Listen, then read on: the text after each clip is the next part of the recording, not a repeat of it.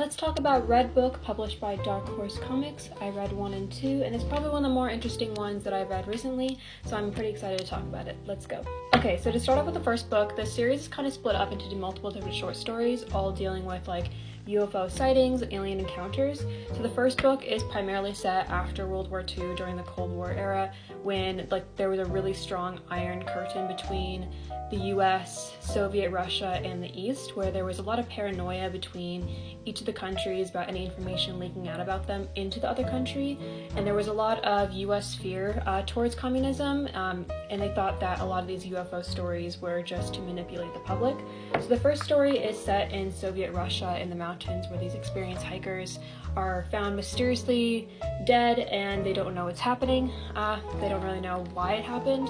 And then it kind of goes into, after that, a story set in California revolving this one, I think he's Polish-American man that is a writer, but he has an encounter with an alien, and the US are very skeptical towards him because they think that this alien who is promoting a lot of brotherhood and union is just a communist espionage mission. So there's a lot of paranoia and skepticism towards a lot of these stories.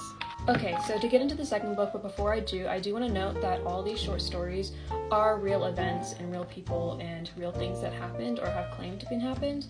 I did find it really interesting, so when I was reading this, I did a lot of background research on it, and I think it really pushes the believability of this book, since they are real people and these are real recorded events. So if that's something you're into, UFO history, this is a really good pick for you. And I think this book does a really good job about staying true to the stories and not making pushing certain facts to seem more interesting. I think they stay pretty true to it. Okay, so the first short story set in book number 2 is about this family in communist China in 1994. So after the dissolution of the Soviet Union in 1991, they find this UFO that crashed near their house, and their family works for the CCP as union camp leaders and also woodworkers. And the uncle of this family, Meng, he is affected by the UFO in some way, and he does go a little bit crazy first, but he also claims to have a sexual encounter with this alien, and he goes through a series of government UFO testing, and I guess he passes all the tests, so I'm not really sure what that means for him, but it was still interesting. Okay, so the second book goes back in time again to 1892, and it follows this man named Wu Yuru, who is a 19th century painter and cartoonist in the Qing dynasty, who records and illustrates this UFO sighting. And I think this picture in this panel is a re-illustration of his actual painting of him painting this floating red sun in the sky. And it just kind of talks about that. It's a very short story for this section, but then it does go back into regular Chinese communist skepticism towards the government and not really believing what they're saying. And there is I guess a free period of speech more than usual where they can talk about UFO sightings, but then it does go back into more harsh crackdowns on talks about UFOs, because it's seen as Western propaganda, I guess, as well.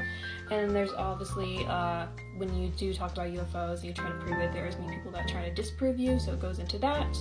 And then it later goes into a couple more people that existed in real life and were shut down by the Communist Party, this one woman who formed one of the most, I guess, influential UFO spiritual groups, and I think they combine a lot of Scientology in their religion. And she was, I think, imprisoned, and she's not been seen again since then. She is a real person. But yeah, and that's where this book kind of ends. I'm really excited for the next ones because I've had a lot of fun reading this, especially knowing that it is real history. So I definitely recommend this. I think it's super cool, very interesting, very well put together, very well written, and the art is just phenomenal. And yeah, that concludes my review of Redbook number 1 and 2 by Dark Horse Comics. If you're looking for something different and refreshing to read, maybe you'll consider picking this up. Okay, thank you so much. Bye!